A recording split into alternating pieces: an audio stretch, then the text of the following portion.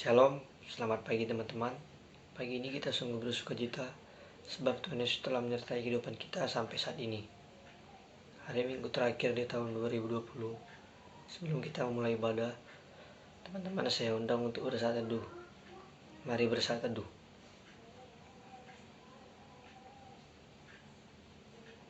Saat teduh selesai.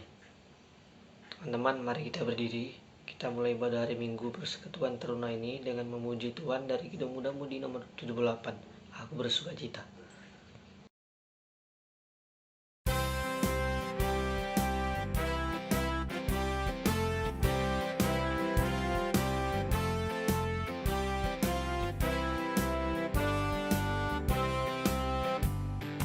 Aku bersukacita, aku bersukacita ketika dikatakan orang padaku, mari kita pergi, mari kita pergi ke rumah Tuhan memujinya. Aku bersukacita, aku bersukacita ketika dikatakan orang padaku,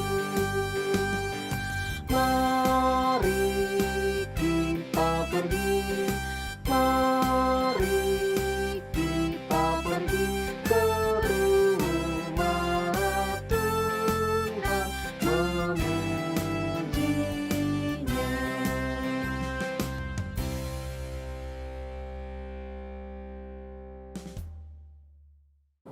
Shalom, selamat hari Minggu adik-adik semuanya. Selamat Natal untuk kita semuanya. Kembali lagi kita bertemu di minggu yang bahagia ini, di pagi hari ini, untuk sama-sama kita boleh beribadah dan memuji nama Tuhan.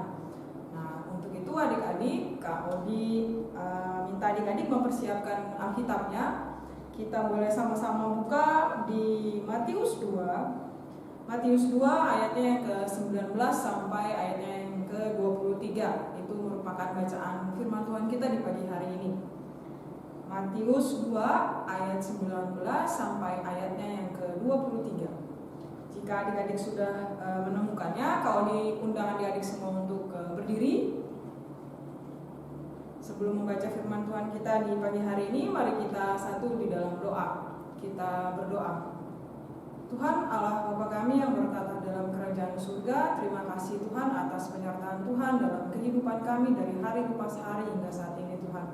Di pagi hari yang indah ini kami hendak membaca sedikit dari berita firman-Mu.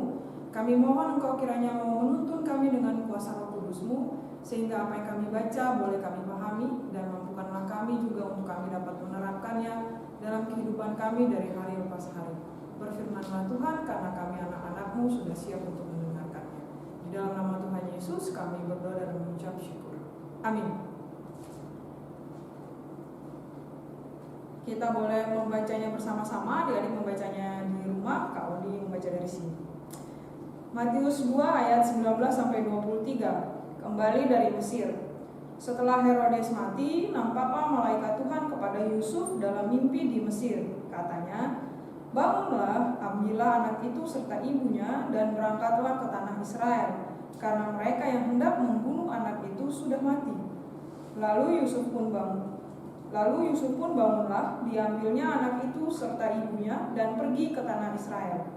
Tetapi setelah didengarnya bahwa Arkelaus menjadi raja di Yudea menggantikan Herodes ayahnya, ia takut ke sana karena dinasihati dalam mimpi, pergilah Yusuf ke daerah Galilea. Setibanya di sana, ia pun tinggal di sebuah kota yang bernama Nazaret. Hal itu terjadi supaya genaplah firman yang disampaikan oleh nabi-nabi bahwa ia akan disebut orang Nazaret. Demikianlah firman Tuhan kita di pagi hari ini. Terpujilah Kristus. Haleluya.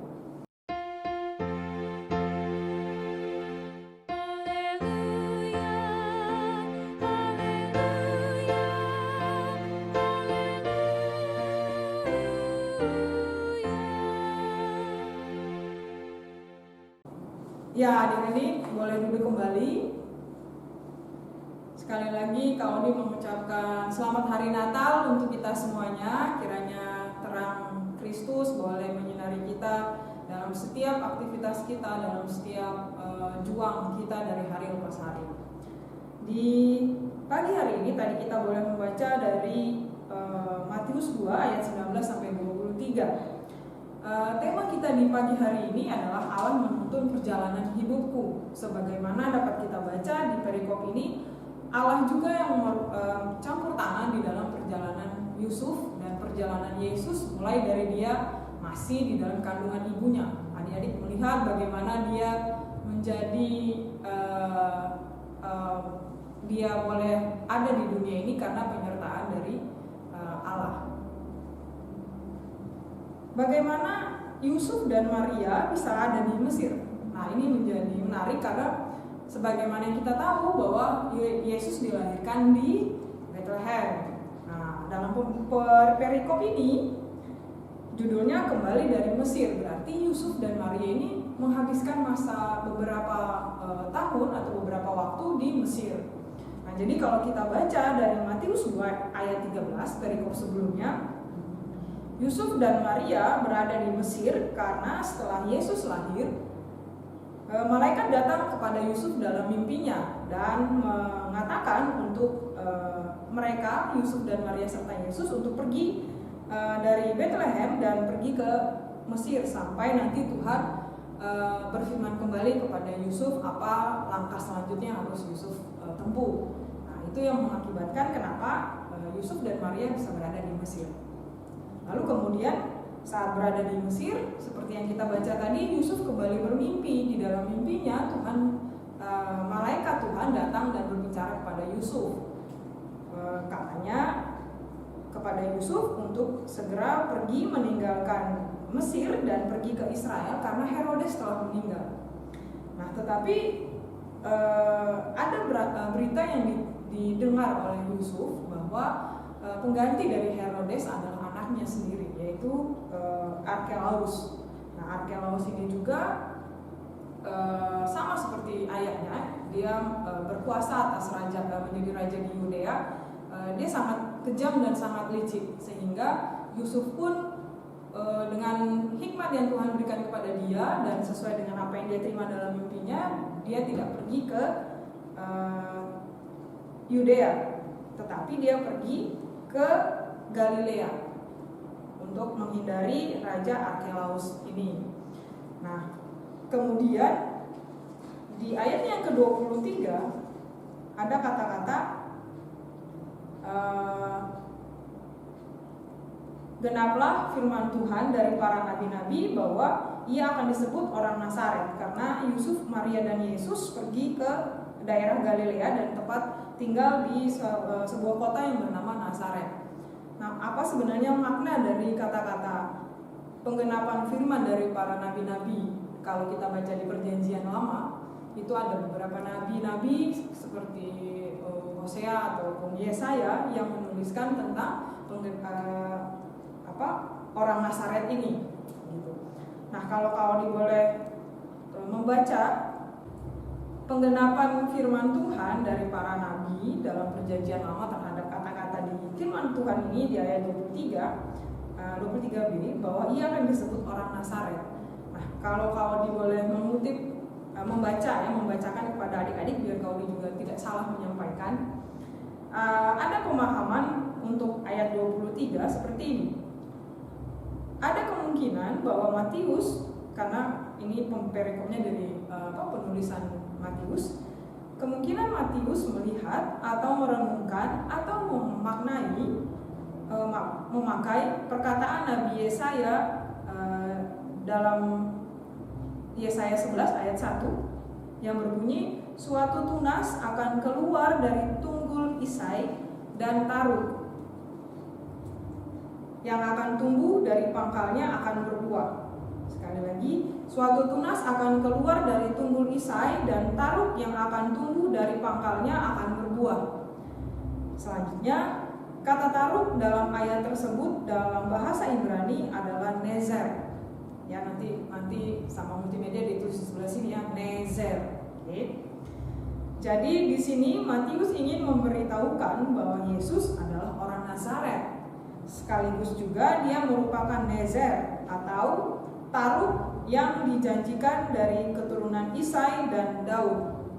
Taruk yang dijanjikan itu adalah raja yang dijanjikan Allah yang juga berasal dari Abraham.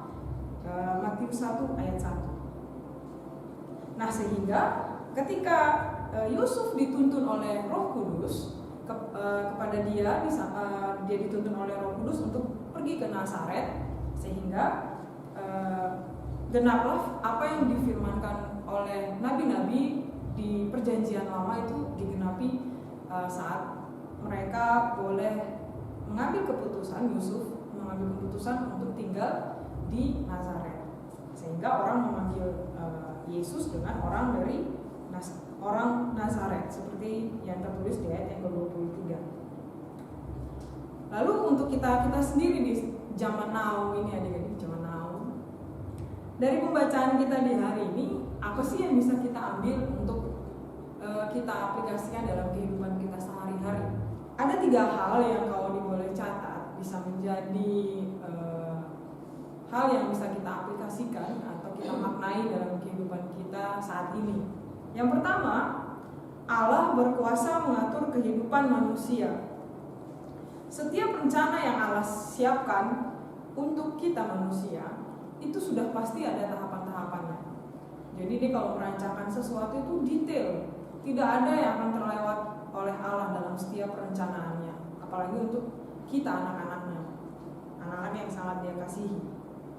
Dan rencana tersebut pasti Tuhan genapi.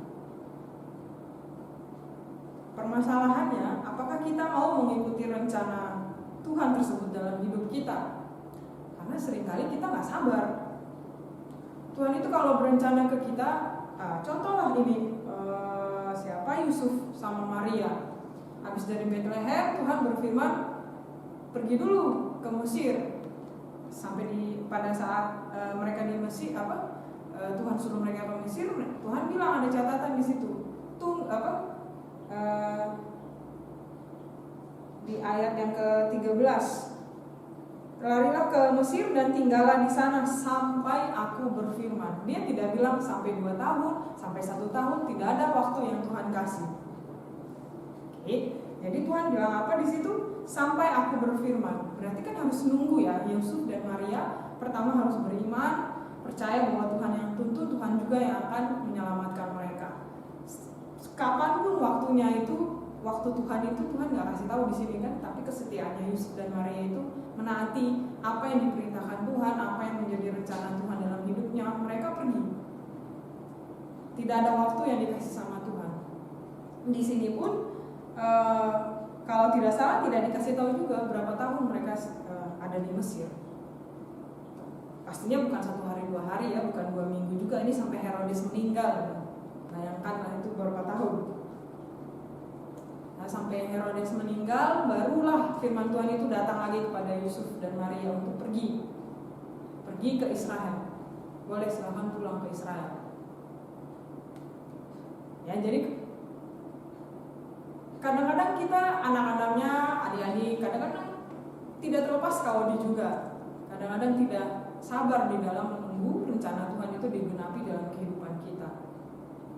Nah, belajar dari teladan Yusuf ini, kiranya kaudi harap adik-adik juga bisa sabar, tekun, tetap beriman, dan mau menyerahkan diri adik-adik untuk ada di dalam rencana Tuhan dalam untuk kehidupan adik-adik yang lebih baik. Yang kedua, tadi yang pertama ya, Allah berkuasa mengatur kehidupan manusia. Yang kedua, letakkanlah seluruh rencana kita ke dalam tangan Tuhan. Ketika manusia boleh punya rencana, tetapi itu tidak diletakkan di dalam tangan Tuhan atau tidak adik-adik serahkan kepada Tuhan di dalam doa adik-adik, maka niscaya apa yang adik-adik rencanakan itu tidak akan berjalan dengan mulus. Mesti aja ada yang aneh.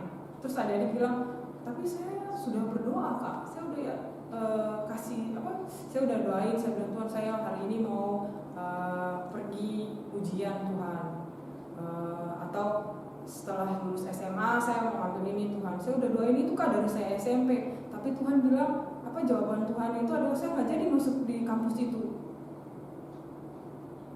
Yang salah itu bukan rencana Tuhan ya, tapi itu yang terbaik buat adik-adik. Belum tentu adik-adik masuk di kampus yang adik-adik inginkan itu akan sesuai dengan rencana Tuhan, akan mulus-mulus saja. Ya, kalau itu tidak berkenan untuk Tuhan tidak menghendaki itu, mesti aja ada aja yang terjadi. Jadi selama adik-adik itu menyerahkan rencana adik-adik ke tangan Tuhan, apapun yang menjadi jawaban doa adik-adik itu tidak akan pernah meleset, itu tidak akan pernah salah, karena itu datang dari Tuhan. Ya, bukan dari kekuatan adik-adik sendiri, bukan karena adik-adik pintar mengatur dan merencanakan, tidak. Karena Tuhan yang kasih itu untuk adik-adik. Itu pasti punya makna sendiri adik-adik di dalam kehidupan adik-adik secara pribadi. Ketika doa-doa adik-adik itu apapun jawaban yang Tuhan kasih itu terjadi dalam kehidupan adik-adik, maknanya itu akan membuat adik-adik menjadi manusia yang lebih baik lagi. Oke. Jadi letakkanlah seluruh rencana kita ke dalam tangan Tuhan. Doakanlah apa yang menjadi keinginan adik-adik, rencana adik-adik, supaya Tuhan boleh menyertai. Kalau Tuhan menghendaki memang itu yang terbaik di dalam kehidupan adik-adik rencana tersebut. Jangan kita juga percaya kepada zodiak. Ini kan udah mau akhir tahun ya, tahun depan kita sio apa ya? Udah pasti ada yang nyari-nyari kan. Kalau kita yang suka jalan-jalan ke Singapura ya sebelum pandemi, itu kalau di Vivo atau di mana, Kelenteng atau di daerah Chinatown itu kan, atau di setiap mall ya, kalau kita jalan-jalan gitu kan ke Singapura, setiap mall itu pasti ada, apa di Batam juga gitu ya kalau di lupa, ada apa yang ditaruh-taruh itu peruntungan sesuai dengan sio apa zodiak sih enggak kan, sio. Jadi sio mama ya. Ada sio apa? Tikus, kambing dan kawan-kawannya, macan, ular, ayam. Nah, itu yang menjadi incaran kita kalau udah mau akhir-akhir tahun seperti ini. Tahun depan peruntungannya gimana ya? Kira-kira kalau tahun depan rencana gue buka toko berhasil atau enggak ya? Nah, bukan kayak gitu ya, mencari ketenangan, melihat masa depan adik-adik seperti itu. Sio, kalau nggak sio zodiak. Tapi kan aku cuma baca-baca aja, seru-seruan aja baca zodiak. Nanti masalah zodiak itu nanti ada lagi. Mudah-mudahan nanti dibahas ya. Jadi kita bisa membahas apa sih zodiak itu dilihat dari iman Kristen gitu ya. Nah, tapi itu tidak benar ya adik-adik. Adik-adik tidak menaruh pengharapan rencana adik-adik di sesuatu yang kalau kata teman-teman kita teman-teman kita di seberang yang musyrik ya, yang tidak boleh. Tapi adik-adik lewat pembacaan firman Tuhan ini, adik-adik harus menaruh masa depan adik-adik, pengharapan dan juga rencana adik-adik di dalam tangan Tuhan, supaya Tuhan boleh menuntun adik-adik di dalam pencapaian setiap rencana adik-adik dalam kehidupan adik-adik. Yang kedua ya, yang ketiga, kalau Allah sudah berencana atau berkehendak terhadap manusia, apapun yang menghalangi atau apapun yang ingin menggagalkan rencana Allah itu pasti tidak berhasil. Artinya ketika Allah sudah berkehendak, kalau kamu harus lulus misalnya di UI, biar kamu ekonominya nggak mampu ya, biar kamu itu di SMA rata-ratanya nggak terlalu pintar, tapi kalau jalan Tuhan sudah bilang kamu memang saya tetapkan di UI, tidak ada satupun yang bisa menggagalkan itu ya, baik manusia maupun keadaan yang ada di sekitar adik-adik. Keren ya, indah ya. Pengen gak kayak gitu adik-adik? Pengen lah pasti.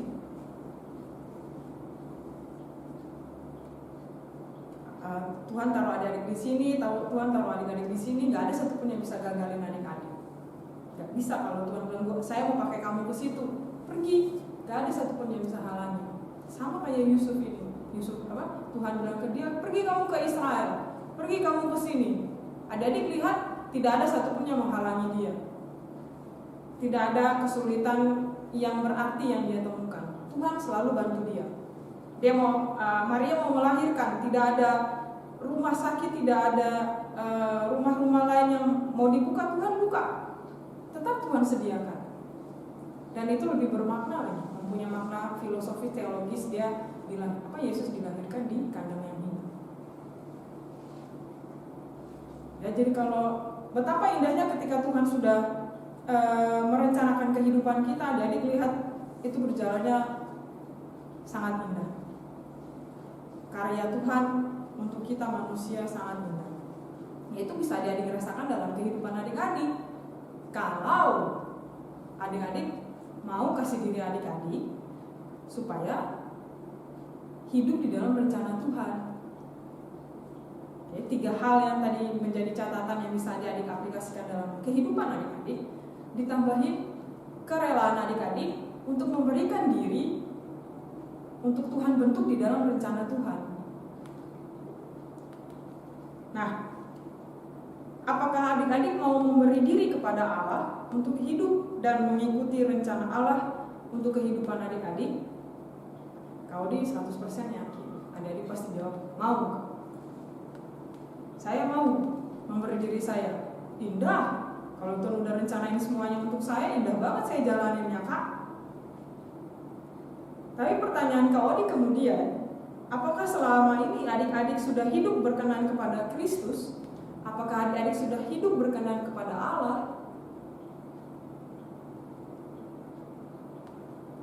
Lalu menjadi pertanyaan lagi, ketika adik-adik menjawab, adik-adik mau memberikan diri adik-adik supaya masuk dalam rencana Tuhan. Pertanyaan yang lain timbul. Apakah adik-adik bersedia meninggalkan kebiasaan adik-adik yang lama, kebiasaan yang tidak berkenan kepada Allah, untuk hidup sesuai dengan rencana Allah? Nah, itu pertanyaannya, 2 pertanyaannya. Adik-adik mau meninggalkan perbuatan adik-adik yang lama, perbuatan yang tidak berkenan kepada Allah. Apakah adik-adik mau untuk meninggalkannya? Karena Kristen tidak mengenal area abu-abu, adik-adik. Iya, enggak. Tidak ada gray area kalau bahasa Jawanya. Nah, nanti dikasih terjemahannya di sini ya, bahasa Jawanya tadi gray area. Oke. Nah, jika adik-adik mau menjadi bagian dari rencana Tuhan yang indah dalam hidup adik-adik, maka adik-adik harus mengambil komitmen atas pertanyaan yang Kak Odi tadi kasih 2 itu. Komitmennya kayak apa, Kak? Oke, komitmen yang pertama, adik-adik harus tinggalkan kehidupan adik-adik yang lama, perbuatan-perbuatan yang tidak berkenan kepada Allah. Mumpung tahun baru nih, bolehlah mau jadiin resolusi adik-adik, ya? Di tahun yang baru nanti, hidup berkenan kepada Allah. Saya mau Tuhan, adik-adik membuat komitmen dengan Tuhan, yang bukan dengan Kak Odi atau kakak-kakak yang lain, atau dengan orang tua adik-adik. Tapi buatlah komitmen, doakan komitmen janji adik-adik itu kepada Tuhan.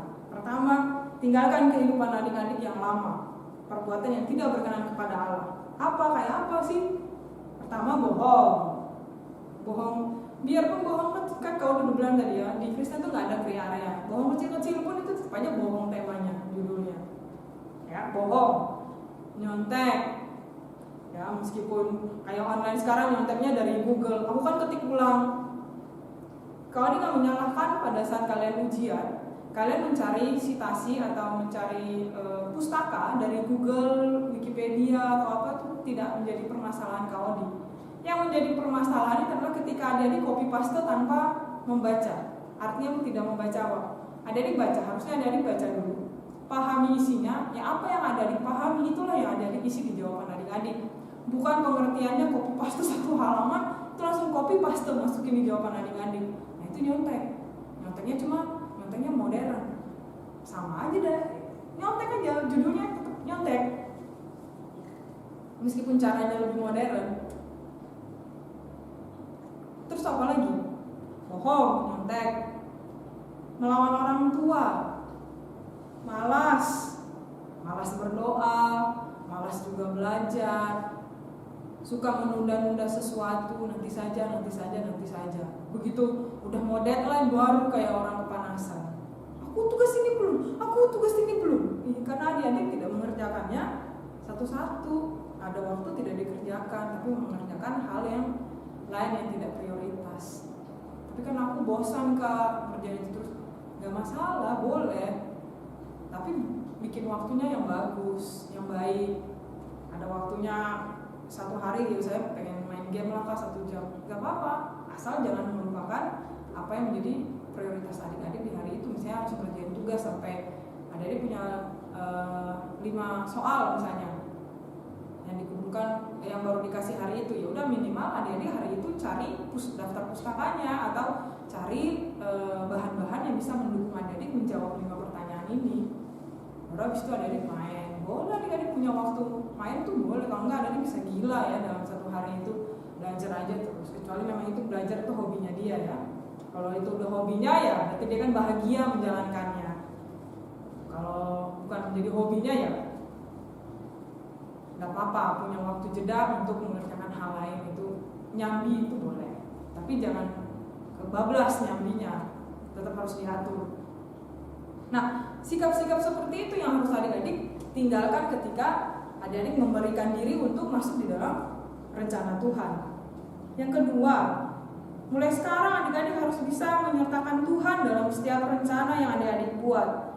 Berdoa, minta Tuhan untuk menyertakan diri adik-adik di dalam rencana Tuhan juga. Setelah adik-adik menyerahkan rencana adik-adik kepada Tuhan dalam doa, adik-adik berdoa supaya Tuhan juga mau menggunakan diri adik-adik untuk berada di dalam rencana Tuhan tersebut. Kalau Tuhan berkehendak dengan perencanaan saya, kiranya Tuhan yang mau menyertai dan memberkati perjalanan kehidupan saya ke depannya. Kemudian yang ketiga, berdoalah untuk minta Tuhan mampukan adik-adik untuk melangkah bersamanya. Kadang-kadang kalau kita sudah memberikan diri kita ke Tuhan, masuk di dalam rencana Tuhan, dalam perjalanannya kita kadang-kadang capek. Ya, sebagai manusia kita juga punya rasa bosan, rasa kapan sih kayak Yusuf sama Maria, kapan kok Tuhan belum berfirman untuk pergi keluar dari Mesir. Ya, kita juga bisa ada dalam kondisi yang sama seperti itu, bisa saja. Makanya kita butuh kemampuan dan kekuatan dari Tuhan. Berdoa dan minta Tuhan mampukan supaya saya tetap hidup di dalam rencana Tuhan. Saya tidak meragukan rencana Tuhan di dalam kehidupan saya ke depan. Nah, kalau adik-adik sudah bisa melakukan hal itu, kau percaya bahwa apa yang nanti akan adik-adik nikmati di dalam hubungan adik-adik dengan Tuhan yang begitu indah itu, hasilnya pasti indah. Ketika adik-adik sudah bisa melakukan komitmen ini, sudah bisa mengaplikasikan apa yang kita pelajari tadi. Yang pertama, Allah berkuasa mengatur kehidupan manusia. Kemudian letakkanlah seluruh rencana kita dalam tangan Tuhan. Kemudian percayalah kalau Allah sudah berkehendak, tidak ada satupun yang bisa menghalangi dan menggagalkan dia. Caranya gimana? Mulai ambil komitmen dengan 3 hal. Tinggalkan perbuatan adik-adik yang lama yang tidak dikehendaki Tuhan. Yang kedua, sertakan Tuhan dalam setiap perencanaan adik-adik. Yang ketiga, minta Tuhan untuk mampukan adik-adik supaya adik-adik tetap berjalan di dalam rencana Tuhan. Tuhan Yesus memberkati kita semuanya. Amin. Teman-teman, kita sudah mendengarkan firman Tuhan. Mari kita merespon firman Tuhan sambil mengumpulkan persembahan dengan menyanyikan lagu dari Kidung Muda Mudi 131, Tiap Langkahku.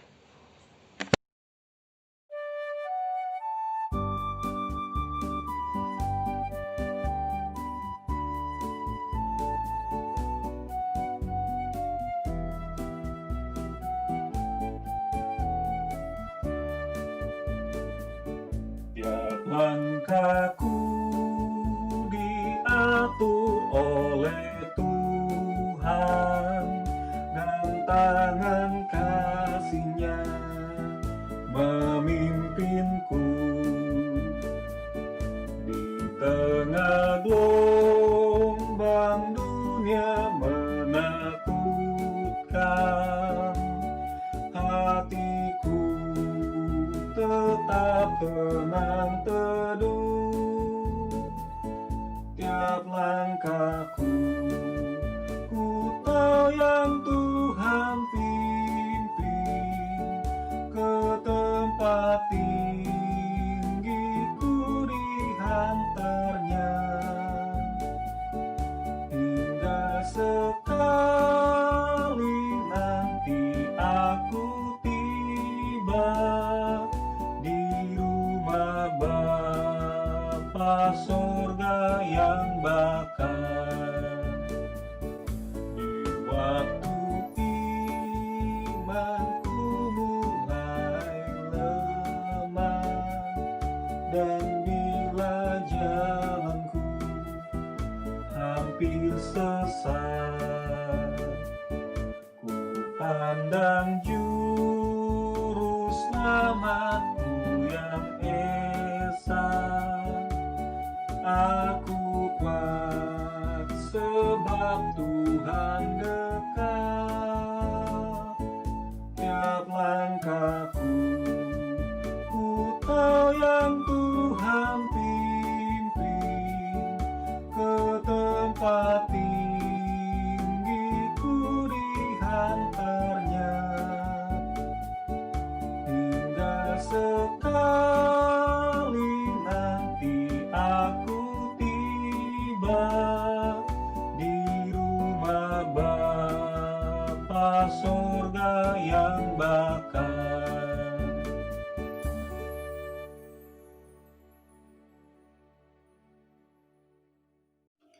Mari teman-teman kita bersatu di dalam doa, kita berdoa. Tuhan Yesus yang baik, terima kasih untuk pagi ini Engkau telah membangunkan kami dari istirahat kami yang nyaman tadi malam, dan kami boleh bangun pagi ini agar untuk kami melakukan ibadah dan aktivitas kami hari ini. Terima kasih Tuhan, kami mau bersyukur untuk pemeliharaan Tuhan sepanjang tahun 2020 ini. Walaupun pandemi COVID-19 menghadang, tapi Tuhan tetap menyertai, dan penyertaan Tuhan dan berkat Tuhan itu bisa kami rasakan begitu nyata di dalam kehidupan kami. Tuhan, kami mau bersyukur untuk ibadah teruna yang boleh berlangsung selama masa pandemi ini. Walaupun kami ibadah secara online, tapi Tuhan tetap menyertai, tetap memberikan kami semangat dan sukacita dalam memuji dan memuliakan nama Tuhan. Tuhan, kami mau bersyukur untuk pembelajaran dari sekolah yang kami juga lakukan dengan daring. Walaupun kami tidak bisa bertemu dengan guru-guru dan teman-teman kami, tapi kami tetap bersemangat dalam belajar. Tuhan, kami mau bersyukur untuk hasil raport yang telah kami terima. Apapun hasilnya, kami percaya semuanya itu dari Tuhan yang menyertai dan memberikan kami semangat dalam belajar. Tuhan, kami mau bersyukur untuk keluarga kami yang Tuhan jaga selama tahun 2020 ini.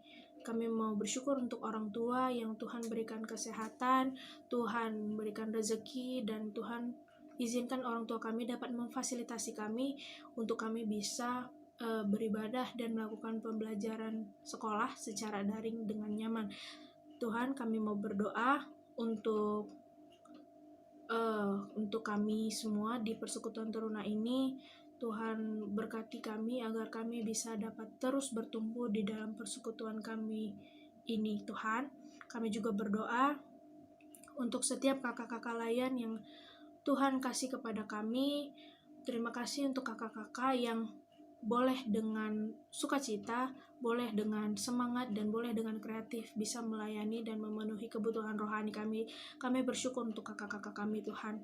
Kami juga mau berdoa untuk masa sekolah kami di tahun depan.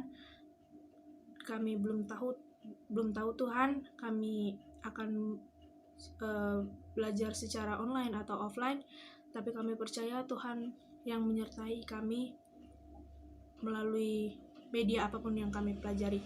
Tuhan, kami juga berdoa untuk gereja kami. Kami juga nggak tahu kapan kami akan mulai gereja dengan normal, tapi kami percaya Tuhan yang tetap ada dalam proses dan menyertai semuanya. Kami berdoa untuk pendeta, kami berdoa untuk majelis, diakan dan penatua dan semuanya. Tuhan, kami percaya kami bisa melewati ini dengan penyertaan Tuhan. Tuhan, kami mau berdoa untuk kondisi bangsa dan negara kami. Tuhan, kami masih bergumul dengan COVID ini, tapi kami percaya Tuhan yang akan menyertai kami semua, dan Tuhan bisa mengajari kami lebih lagi untuk kami bisa bertoleransi dengan sesama kami, agar kami bisa hidup di bangsa dan negara kami ini dengan nyaman dan damai. Tuhan, kami berdoa untuk pemerintah yang mulai membagikan vaksin. Kami berterima kasih sekali Tuhan untuk vaksin yang boleh sampai di tanah air kami ini. Kami bersyukur untuk orang-orang yang Tuhan berikan mereka kepintaran, orang Tuhan yang berikan mereka kecerdasan untuk menciptakan vaksin ini, agar kami bisa menggunakannya sehingga kami bisa tercegah dari COVID-19 ini. Terima kasih Tuhan, berkati pembagian vaksin ini agar berjalan dengan aman dan teratur tanpa kecurangan sedikit pun. Banyak sekali Tuhan yang masih ingin kami sampaikan dalam doa kami ini, tapi Tuhan lebih tahu apa yang kami butuhkan. Inilah doa kami yang kami alaskan dalam nama Tuhan Yesus yang telah mengajar kami berdoa. Bapa kami yang di surga, dikuduskanlah namamu. Datanglah kerajaan-Mu, jadilah kehendak-Mu di bumi seperti di surga. Berikanlah kami pada hari ini makanan kami yang secukupnya, dan ampunilah kami akan kesalahan kami, seperti kami juga mengampuni orang yang bersalah kepada kami. Dan janganlah membawa kami ke dalam cobaan, tetapi lepaskanlah kami daripada yang jahat. Karena Engkau yang punya kerajaan, dan kuasa, dan kemuliaan, sampai selama-lamanya. Amin. Teman-teman, kita akan menutup ibadah kita pada pagi hari ini. Mari berdiri, mari kita menutup ibadah kita dengan memuji Tuhan dari Kidung Muda Mudi nomor 127, mengikuti Yesus keputusanku.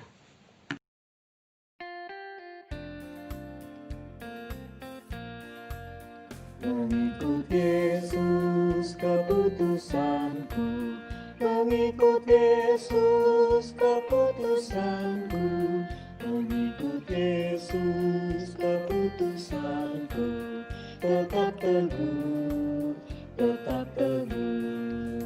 Dunia ku tolak, ku ikut salib.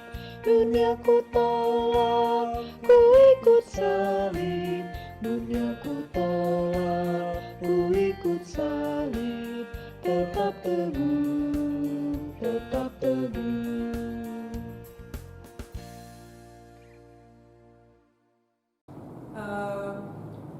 Mari adik-adik, sebelum kita mengakhiri ibadah kita di pagi hari ini, mereka udah berdiri ya kan? Udah. Pas nyanyi. Lupa gue.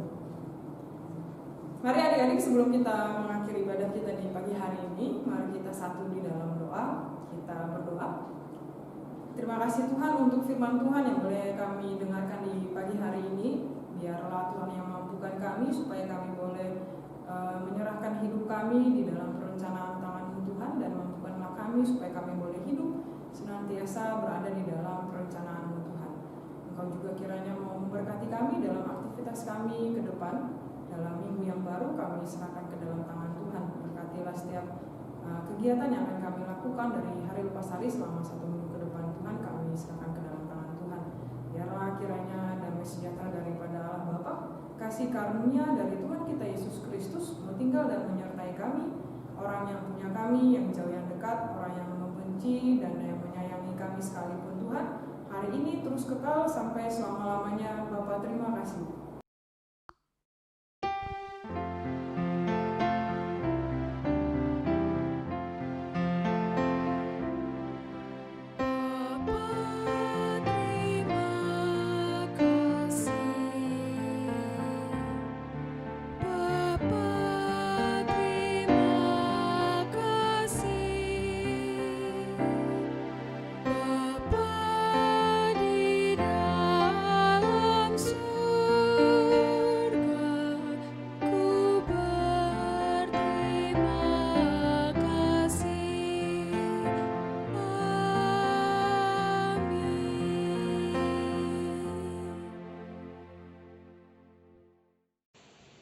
Terima kasih kepada kakak Layan yang sudah memberitakan firman Tuhan. dan kepada teman-teman yang sudah mengikuti ibadah. Tetap jaga kesehatan, selamat menikmati sisa hari di tahun 2020, dan sampai jumpa di IHMPT 2021. Tuhan Yesus memberkati kita selalu.